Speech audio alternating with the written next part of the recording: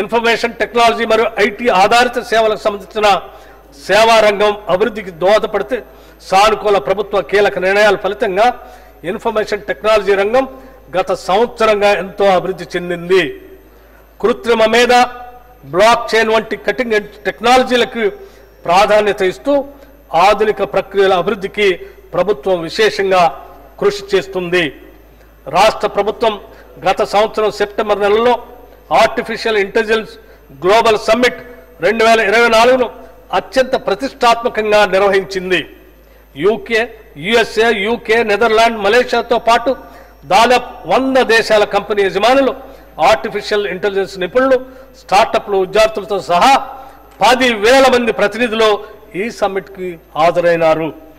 Nvidia, Microsoft, Amazon web services, CDAC వంటి కీలకమైన AI కంపెనీలతోనూ ఇతర స్టార్టప్లతోనూ ప్రభుత్వం 20 అవగాహన ఒప్పందాలను కుదుర్చుకుంది.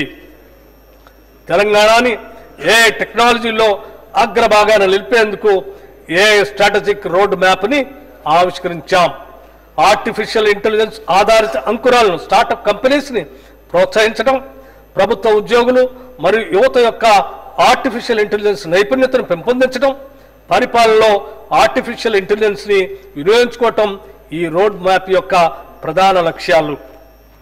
ఫ్యూచర్ సిటీలో అంతర్భాగంగా 200 ఎకరాల్లో ప్రత్యేకంగా ఆర్టిఫిషియల్ ఇంటెలిజెన్స్ సిటీని నిర్మిస్తాం. ఈ ఏఐ సిటీ ప్రపంచంలోని పారిశ్రామిక దిగ్గజ కంపెనీలకు కేంద్రంగా మారుతుంది.